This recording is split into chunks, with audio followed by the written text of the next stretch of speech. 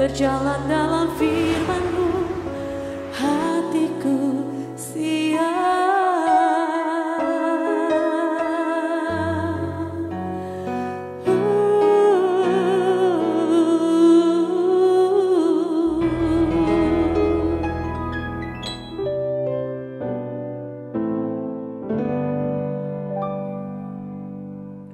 Salam, God Lover yang dikasihi oleh Tuhan Yesus Kristus. Senang boleh bersama saudara semuanya malam hari ini.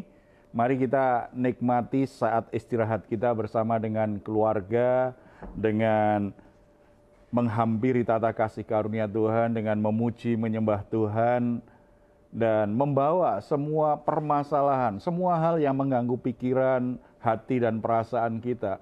Karena setelah beraktivitas sepanjang hari ini, mungkin kita mengalami berbagai situasi yang membuat pikiran kita jadi terbebani, jiwa kita jadi tertekan. Tetapi percayalah, ketika kita ada dalam hadirat Tuhan, maka kita akan mengalami ketenangan, kita akan mengalami kedamaian.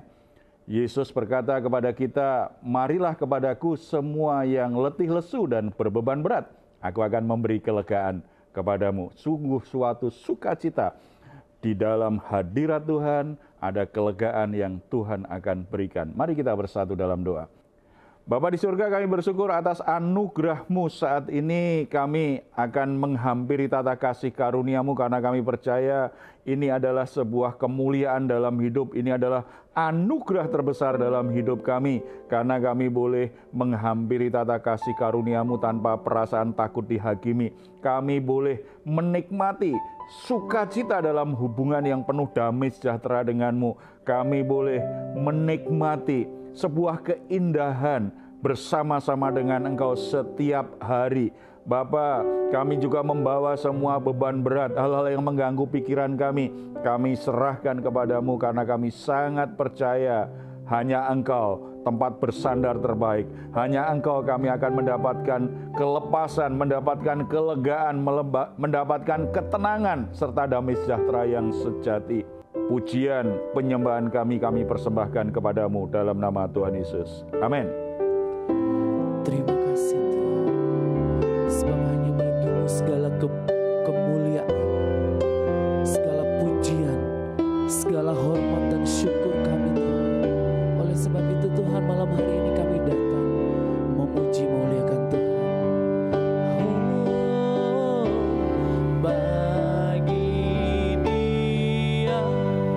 Segala pujian, hormat serta syukur kekal selamanya bagi Dia.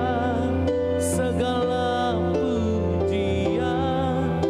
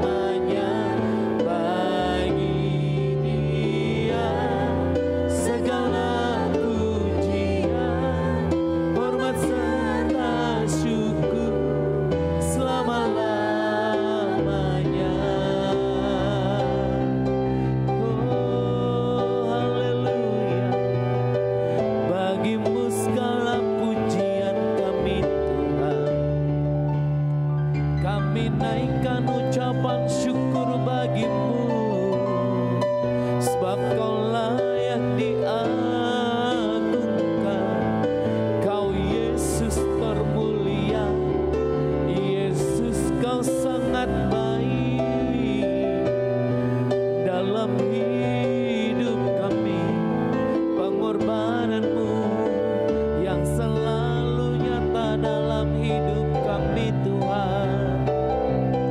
Haleluya.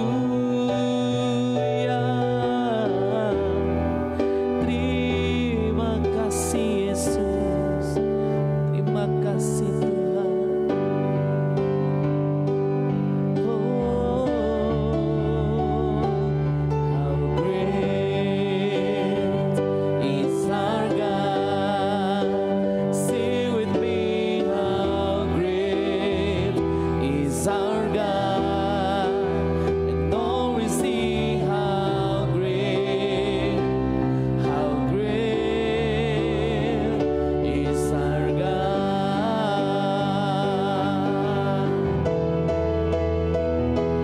How great is our God. Sing with me, how great is our God. And all we see how great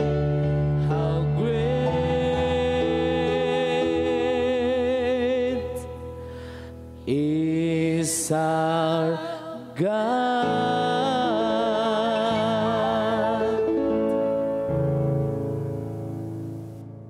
Puji Tuhan, saudara-saudara, Bapa kita di surga layak untuk kita puji dan muliakan senantiasa dalam seluruh hidup kita. Saat ini kita akan sharing tentang iman, karena iman itu sesuatu yang nyata dalam hidup kita. Tapi sayangnya kadang-kadang orang memahaminya dengan cara yang tidak tepat, akibatnya imannya itu tidak berdampak untuk memberi perubahan, untuk mengubah kehidupan menjadi lebih baik. Karena ada beberapa ajaran, beberapa nasihat, beberapa masukan atau beberapa pendapat yang kadang-kadang justru membuat banyak orang yang beriman itu tidak punya tanggung jawab. Pernah tidak mendengar sebuah kalimat atau statement begitu tentang iman yang akhirnya justru membuat kita tidak termotivasi untuk bertanggung jawab dengan hidup kita? Pernah nggak ada begitu? Pernah sih Pak, Iya. tapi sebenarnya juga saya bingung juga gitu, karena kan misalkan ada dibilang Tuhan akan berperang bagimu, kamu akan diam saja gitu. Terus jadi saya sering dengar juga orang bilang, diam aja gitu, beriman aja nanti Tuhan yang bertindak, kita cuman perlu diam gitu. Ada lagu-lagu kan juga suka kayak gitu. Nah yang saya bingung sebenarnya ini bener apa enggak gitu, atau malah sebenarnya keliru apa gimana nih Pak? Ya, kalau beriman apakah harus pasif dari sisi kita gitu ya? Iya, kesana kan kita berarti diam aja gitu. Ya, Sebenarnya jadi gimana sih, Pak? kalau kita ada masalah, kita cukup berdoa, beriman, Tuhan selesaikan masalah kita tidur gitu aja ya. Setelah itu bangun, selesai masalahnya. Kalimat-kalimat seperti itu memang sering kita dengar, baik dari pengkhotbah atau di antara orang Kristen ya. Ada sih kalimatnya seperti itu kalau kita mau selidiki Alkitab. Salah satunya kisah Daud. Ketika Daud akan diserang musuh, Daud itu bertanya kepada Tuhan, Tuhan, apa yang harus aku lakukan? Apakah aku harus hadapi atau aku harus diam saja? Tuhan berkata, kamu maju, hadapi dia. Aku akan memberikan kemenangan kepadamu. Akhirnya Daud maju menghadapi. Kemudian musuh menghimpun kekuatan lebih besar dan kembali menyerang Daud. Daud kembali berdoa kepada Tuhan. Tuhan, bagaimana? Apakah saya juga harus hadapi musuh atau saya diam saja?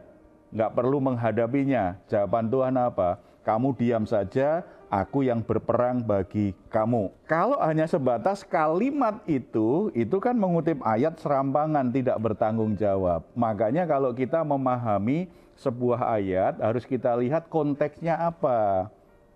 Konteks dalam permasalahan apa ketika ayat itu dituliskan. Kalau hanya terlepas begitu kan akhirnya banyak orang Kristen menjadi orang Kristen yang malas. Kalau ada masalah cukup berdoa, tidak mau bekerja.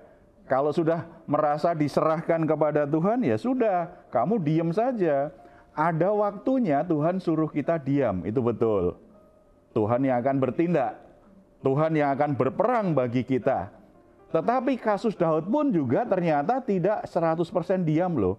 Tuhan suruh Daud bawa pasukan naik bukit itu. Lihat apa yang akan aku kerjakan. Ketika pasukan musuh itu akhirnya dikacaukan oleh Tuhan, itu saatnya kamu merampas semua jarahan. Kamu ambil alih wilayah itu. Tetap saja ada yang harus dikerjakan. Cuma kamu diam dulu ini, Tuhan bekerja dulu. Tetapi ternyata ada juga nasihat yang Tuhan berkata, kamu hadapi, aku menyertaimu. Ada waktunya ketika kita ada masalah, Tuhan suruh kita, kamu diam. Udah nggak usah ribut, nggak usah cemas, nggak usah cerita ke siapa saja.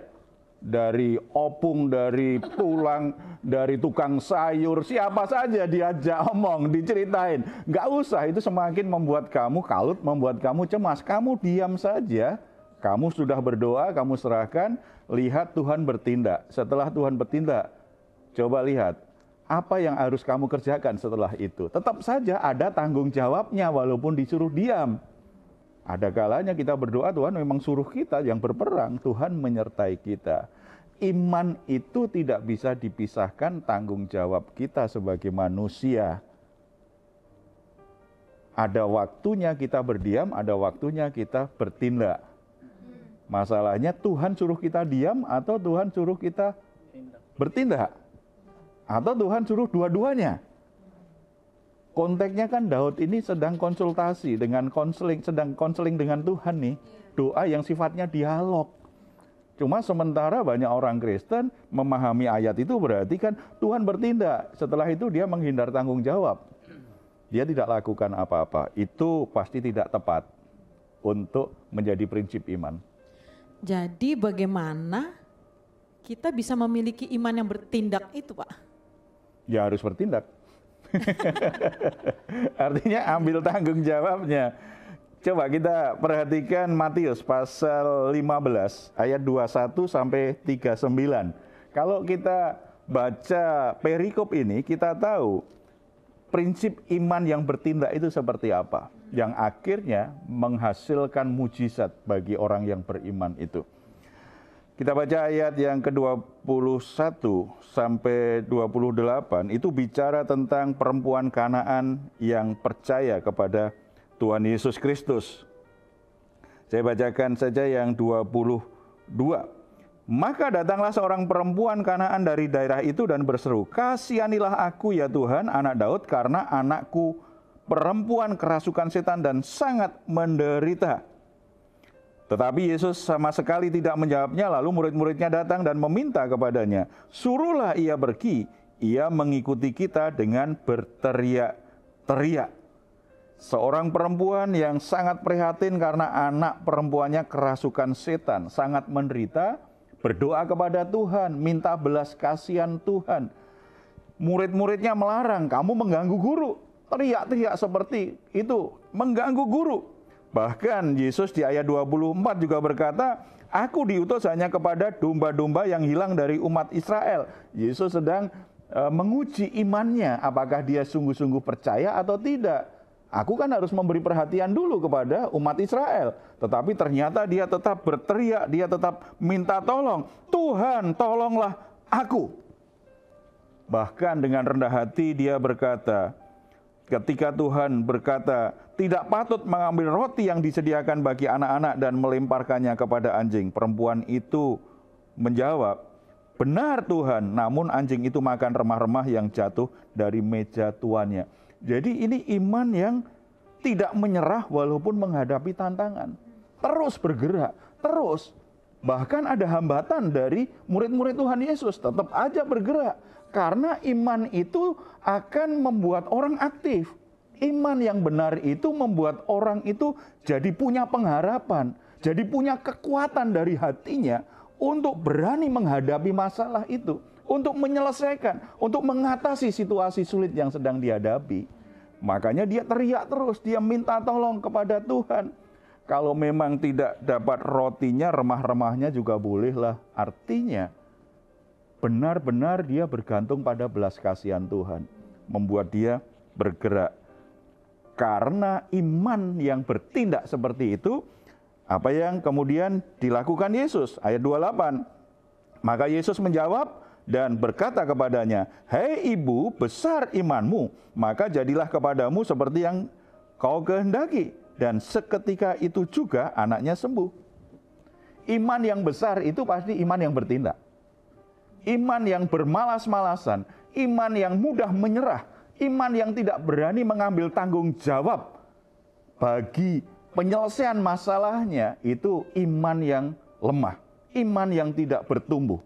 Iman yang besar itu iman yang selalu menggerakkan hati seseorang untuk melakukan sesuatu, untuk berjuang di hadapan Tuhan supaya mendapatkan belas kasihan Tuhan. Tidak menyerah dengan berbagai rintangan, berbagai situasi sulit yang menghambat dia untuk terus beriman kepada Tuhan. Jadi tidak menyerah. Iman yang bertindak itu iman yang tidak menyerah dengan tantangan yang ada. Lalu kalau kita lihat berikutnya, ayat 29-31, ketika Yesus menyembuhkan banyak orang sakit, di situ kita juga bisa mengerti bagaimana iman yang bertindak itu adalah iman yang membawa semua masalah dan kebutuhannya kepada Tuhan, mempercayakan sepenuhnya kepada Tuhan. Setelah meninggalkan daerah itu, Yesus menyusur pantai Danau Galilea dan naik ke atas bukit lalu duduk di situ.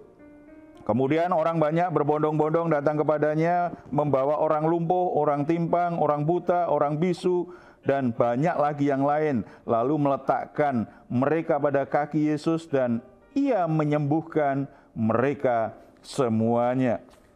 Coba perhatikan, Yesus menyusur pantai Danau Galilea, kemudian setelah itu nyebrang ke atas bukit, lalu duduk di situ. Ada orang berbondong-bondong membawa saudaranya yang lumpuh, saudara yang sakit. Berarti itu sesuatu yang sulit. Membawa orang sakit naik bukit kan sulit, membawa diri saja sulit. Apalagi yang gemuk-gemuk kayak kita ya. Wah, itu tambah berat itu naik bukit. Itu susah, apalagi membawa orang sakit, lebih sulit. Tetapi karena mereka percaya, kalau kita bisa bawa saudara kita, kalau kita bisa bawa teman kita, kalau kita bisa sampai di depan kaki Yesus, kita bisa sampai kepada Yesus, maka kita akan mengalami mujizat, kita akan disembuhkan oleh Tuhan. Mereka berjuang walaupun itu sulit. Iman yang bertindak itu akan berbagai cara dia akan lakukan supaya bisa menyerahkan semua permasalahannya kepada Tuhan Yesus. Coba kalau orang tidak mau repot, tunggu saja sampai Yesus turun lagi lah. Sampai Yesus lewat sini lagi. Maka kesembuhan kan tidak mereka alami saat itu. Kesembuhan mereka alami karena ketika mereka percaya kalau sampai kepada Yesus dan Yesus memberkati mereka, menjamah mereka, mereka pasti sembuh. Mereka akhirnya bertindak membawa yang sakit. Bahkan yang sakit pun berjuang sampai kepada Yesus. Akhirnya mereka alami. Iman yang bertindak itu tidak pegang erat-erat masalahnya sendiri. Tidak hanya memberikan kepada Tuhan apa yang dia anggap ini Tuhan akan menolong. Yang lain aku urus sendiri. Kadang-kadang kalau kita merasa sudah pinter, merasa sudah mampu, kita itu hanya serahkan kepada Tuhan yang kita anggap ini urusannya Tuhan. Urusan hal-hal yang lain nggak perlu Tuhan urus, biar aku sendiri yang urus. Iman yang bertindak itu ada penyerahan total atas hidupnya dan atas semua permasalahan hidupnya. Tuhan, ini aku dan semua masalahku. Aku percaya kalau Engkau berbelas kasihan dan memberi kasih karunia, semuanya bisa berubah. Jangan dicicil menyerahkan sesuatu dalam hidup kita kepada Tuhan. Jangan, semuanya harus diserahkan kepada Tuhan. Kenapa banyak pernikahan akhirnya berantakan? Kadang-kadang yang diserahkan itu hanya pas mau pemberkatan nikah. Tapi begitu sudah menikah, nggak lagi menyerahkan pernikahannya kepada Tuhan. Baru nanti akan ribut dan mencari Tuhan kalau sudah punya masalah. Padahal kalau sudah diserahkan kepada Tuhan dulu kan nggak perlu masalah itu jadi lebar kan, jadi meluas. Tetapi karena kita baru berpikir datang kepada Tuhan kalau masalahnya sudah berat. Kalau belum berat, aku urus sendiri. Aku kan pinter, aku kan mampu. Iman yang bertindak dimulai dari awal. Kemudian dalam perjalanannya tetap beriman. Dan perjalanan selanjutnya diarahkan bagi kemuliaan Tuhan. Itulah iman yang bertindak, iman yang terus bergerak, iman yang aktif, yang dinamis. Seperti itu. Hasilnya keajaiban, hasilnya mujizat, hasilnya perubahan yang besar dalam hidup kita. Kalau kita ingat kisah-kisah perjanjian lama kan, coba. Misalnya Abraham dipanggil Tuhan. Abraham akhirnya benar-benar tinggalkan apa yang dia sukai, tinggalkan sanak keluarga, sahabat-sahabatnya. Padahal dia tinggal di sebuah kota yang sangat maju di masa itu. Ke tempat yang dia tidak tahu. Tetapi karena Tuhan panggil, dia percaya, dia beriman kepada Tuhan, dia tinggalkan semuanya. Kemudian Nuh diperintah Tuhan untuk membangun bahtera yang sangat tidak masuk akal. Begitu besar, begitu rumit. Dan tidak ada contohnya. Belum pernah ada orang yang bisa membuat kapal seperti itu. Tetapi karena Nuh beriman kepada Tuhan, maka Nuh melakukan apa yang diperintahkan. Tepat seperti yang Tuhan perintahkan. Nuh bertindak sedemikian rupa, walaupun ada rintangan, ada ejekan, dia tetap lakukan. Tepat seperti yang Tuhan perintahkan. Ukurannya, bahannya, itu benar-benar seperti yang Tuhan perintahkan. Iman itu membuat orang akhirnya bertindak seperti itu. Lakukan seperti yang Tuhan perintahkan. Dia serahkan, berarti kan reputasinya diserahkan kepada Tuhan. Kehidupan sosialnya diserahkan kepada Tuhan. Waktunya diserahkan kepada Tuhan. Bertindak itu sampai sejauh itu. Dan yang ketiga, kalau kita lihat perikop selanjutnya, contoh yang lain di ayat 32 sampai 39 itu tentang kisah tentang Yesus memberi makan 4.000 orang. Kalau kita baca di sini, ini luar biasa sekali karena ada masalah. Ada banyak orang yang membutuhkan makanan. Lalu Yesus memanggil murid-muridnya dan berkata, hatiku tergerak oleh belas kasihan kepada orang banyak itu. Sudah 3 hari mereka mengikuti aku dan mereka tidak mempunyai makanan. Aku tidak mau mereka menyuruh mereka pulang dengan lapar. Nanti mereka pingsan di jalan. Kata murid-muridnya kepadanya, bagaimana di tempat sunyi ini kita mendapat roti untuk mengenyangkan orang banyak yang begitu besar jumlahnya? Kata Yesus kepada mereka, berapa roti ada padamu? 7, jawab mereka, dan ada lagi beberapa ikan kecil.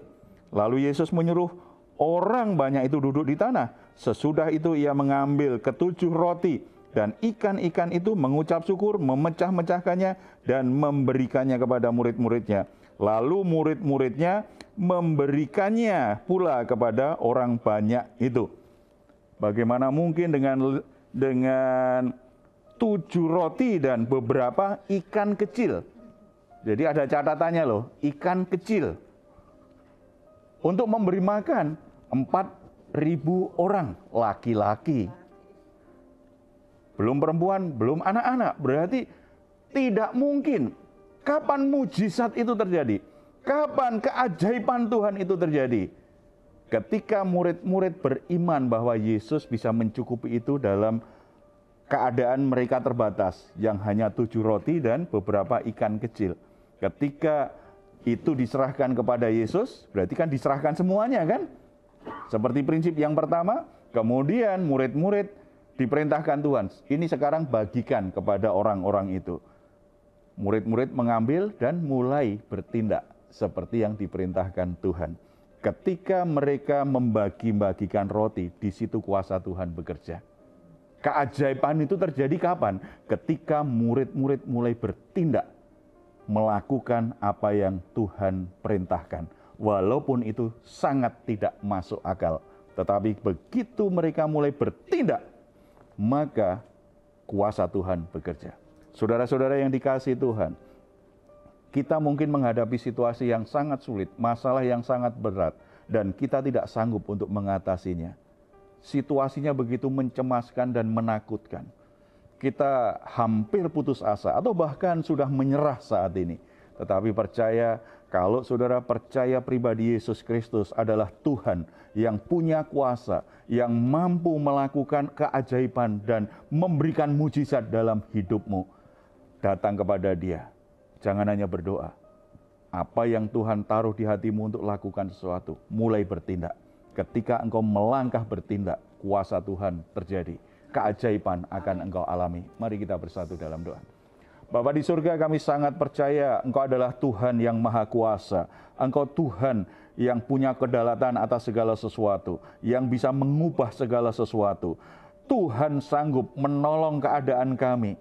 Walaupun semua upaya sudah kami lakukan, sepertinya tidak mungkin bisa berhasil, tidak mungkin bisa teratasi. Tapi Engkau adalah Tuhan yang tidak pernah terkalahkan. Engkau adalah Tuhan yang tidak pernah menyerah. Engkau adalah Tuhan yang sanggup mengerjakan segala sesuatu. Perkara-perkara yang mustahil itu bisa Engkau lakukan. Biarlah kebenaran firman-Mu saat ini kembali menumbuhkan iman kami. Kami tidak hanya percaya dalam hati kami, tetapi iman yang ada di dalam hati kami menggerakkan jiwa kami, menggerakkan kehendak kami untuk melakukan sesuatu seperti apa yang Tuhan taruh di hati kami. Seperti kebenaran firman-Mu, biarlah kami semua mulai bertindak seperti yang Tuhan perintahkan, bertindak untuk mengatasi semua masalah-masalah rumah tangga kami, bertindak untuk mengatasi semua masalah-masalah yang terjadi dalam persaudaraan kami, mengatasi masalah-masalah yang terjadi dengan usaha kami, dengan pekerjaan kami, dengan kesehatan kami, dengan segala sesuatu yang sedang membuat kami menderita dan bermasalah saat ini, Tuhan. Dan kami percaya ketika kami mulai bertindak dengan iman, kuasa-Mu bekerja, anugerah-Mu Engkau nyatakan, ada sesuatu yang ajaib pasti terjadi. Kuasa-Mu mendatangkan mujizat bagi anak-anak-Mu. Tuhan, nyatakan keajaiban-Mu, nyatakan mujizat-Mu kepada anak-anak-Mu saat ini, kepada saudara-saudara yang saat ini sungguh-sungguh membutuhkan pertolongan-Mu, Tuhan. Dimanapun mereka berada, apapun yang terjadi, biarlah sesuai dengan iman mereka, mereka mengalami keajaiban yang dari Tuhan, mujizat yang dari Tuhan. Biarlah nama-Mu dipuji dan dimuliakan senantiasa di dalam hidup mereka. Terpuji nama-Mu dalam nama Tuhan Yesus. Amin. Saudara-saudara yang dikasihi oleh Tuhan, kalau engkau sungguh-sungguh percaya kepada Tuhan, beriman kepada Tuhan, selalu bertindak seperti yang engkau imani, seperti yang Tuhan katakan, dan alami sesuatu yang ajaib, sesuatu yang besar dari Tuhan. Kalau saat ini saudara sedang mengalami pergumulan-pergumulan dan saudara membutuhkan sahabat doa, saudara membutuhkan dukungan doa, silahkan untuk menuliskan pokok doa saudara di nomor telepon yang tertera di layar saudara. Tim doa kami akan mendukung saudara dalam doa. Selalu beriman bahwa Tuhan sangat menginginkan, sangat mengharapkan hidupmu diubahkan senantiasa. Saudara-saudara kalau ingin memberikan komentar, silahkan menuliskannya di ruang komentar di channel Diaspora TV. Kami tunggu.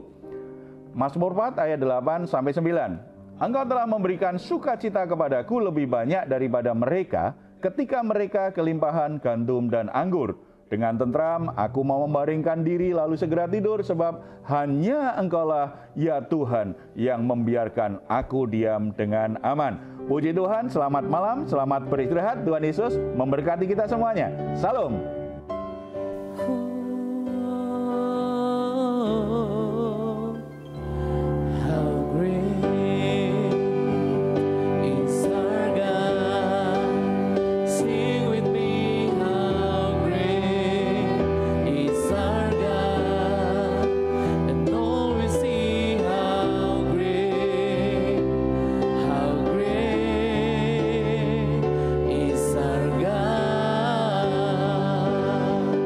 Oh